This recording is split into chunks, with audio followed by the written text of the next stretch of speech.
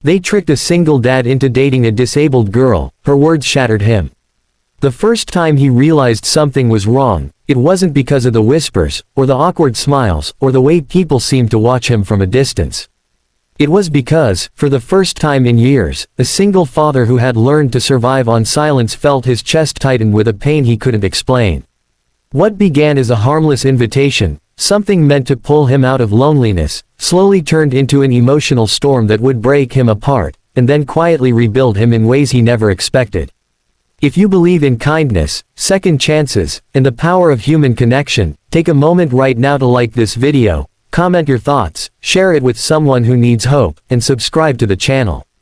Stories like this remind us why empathy still matters in a world that moves too fast to care. Daniel had not been on a date in almost 5 years. Life had narrowed itself down to work, school drop-offs, late-night laundry, and silent dinners after his young son fell asleep.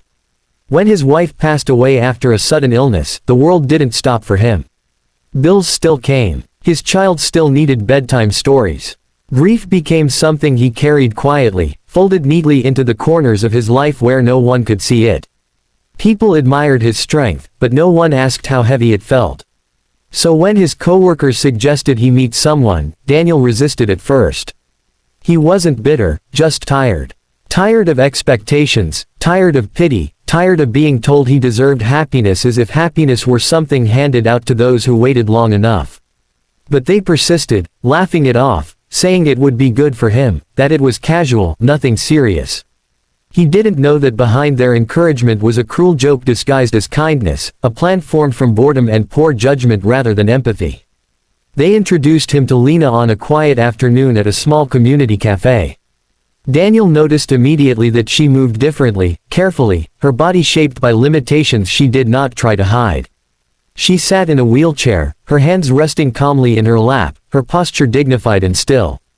Her eyes, however, were alive with intelligence and a quiet alertness that made him uncomfortable, as if she could see straight through the polite mask he wore. He didn't know then that she was fully aware of the trick, that she had agreed to it for reasons of her own, carrying wounds just as deep as his. At first, Daniel felt embarrassment more than anything. Not because of her disability, but because he sensed he had been placed into something without his consent. Still, he stayed. Years of fatherhood had taught him patience, and something about Lena's calm presence softened the edge of his unease. They spoke about ordinary things, daily routines, favorite memories, small joys that survive even in difficult lives. There was no flirtation, no pressure, just two people sharing space. What Daniel didn't realize was how deeply Lena was watching him. She saw the exhaustion in his eyes, the way he mentioned his son with a mixture of pride and fear, the careful way he avoided talking about himself. She recognized it because she had lived it too. Her disability came from an accident that took more than her mobility. It took her independence, her dreams, and the relationships that couldn't survive her new reality. She had been abandoned quietly, politely, by people who said they cared but couldn't handle the inconvenience of her pain. As the days passed, Daniel found himself thinking about her more than he expected. Not romantically at first, but thoughtfully. He wondered how she managed her days, how she remained so composed. He hated himself for assuming her life must be smaller because of her body. At the same time, guilt crept in when he noticed how his coworkers watched him, waiting for something, as if this were all a performance for their amusement. The truth began to settle like a weight in his chest. The breaking point came when Daniel overheard the laughter. A careless conversation, a joke taken too far, a comment about how long it would take before he figured it out. The realization hit him with brutal clarity. He had been manipulated. Lena had been used. Anger surged through him, sharp and protective, not just for himself but for her. He felt ashamed for ever doubting his instincts, for stepping into something without asking the right questions. When he met Lena again, the tension was impossible to ignore. He carried the truth with him like a storm cloud, unsure how to release it without causing more harm. And then she spoke, not with accusation or anger, but with a calm honesty that shattered him far more deeply than rage ever could. She explained that she knew about the trick from the beginning. She admitted that she agreed to it because she was tired of being invisible, tired of being treated as a lesson or a charity case instead of a person. She said she wanted to know what it felt like to be seen without pity, even if it started as a lie. Her words stripped away every defense Daniel had built over the years. He realized that while he had been grieving the loss of his wife, Lena had been grieving the loss of her future.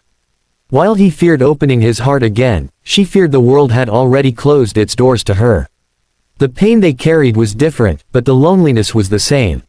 For the first time in years, Daniel allowed himself to feel something he had avoided: connection without expectation. Change didn't happen overnight. There was no sudden romance, no dramatic confession. Instead, there were quiet moments of understanding. Daniel began to show up not because he felt obligated, but because he wanted to. He introduced Lena to his son slowly, carefully, watching as the child accepted her without hesitation, without judgment. Children, Daniel realized, see people before they see limitations. The coworkers who thought this was a joke faded into the background, their laughter replaced by discomfort when they realized the depth of what they had done. Daniel no longer cared. He had learned that dignity doesn't come from avoiding pain, but from facing it honestly. Lena, in turn, found herself standing taller in ways that had nothing to do with her body. She reclaimed her voice, her confidence, her right to define her own worth. As months passed, something beautiful and fragile grew between them. Not a fairy tale, but something real. They supported each other through setbacks, through moments when grief resurfaced unexpectedly. Daniel learned that love doesn't always arrive wrapped in certainty. Sometimes it arrives quietly, asking only for patience and courage. Lena learned that being chosen, truly chosen, had nothing to do with being fixed or pitied. Near the end of this story, if it's touching something deep inside you, please take a moment to engage with this video. Like it, share it, and let others feel this message too. Your support helps stories like this reach people who need them most. Just before the ending, we have one special request for you. Please comment below with a single word that describes how this story made you feel. Your words matter more than you know. In the end, Daniel understood that what shattered him wasn't the trick, or the cruelty of others, but the realization of how much strength exists in people who are overlooked every day. Lena was never the lesson he was meant to learn. She was the person who reminded him that broken pieces can still fit together, not perfectly, but beautifully. And as they moved forward, not defined by labels or past wounds, they proved something simple and powerful. Love does not ask for perfection. It asks for presence. It asks for truth. And sometimes, it begins in the most unexpected way, when two lonely souls stop pretending they don't need each other anymore.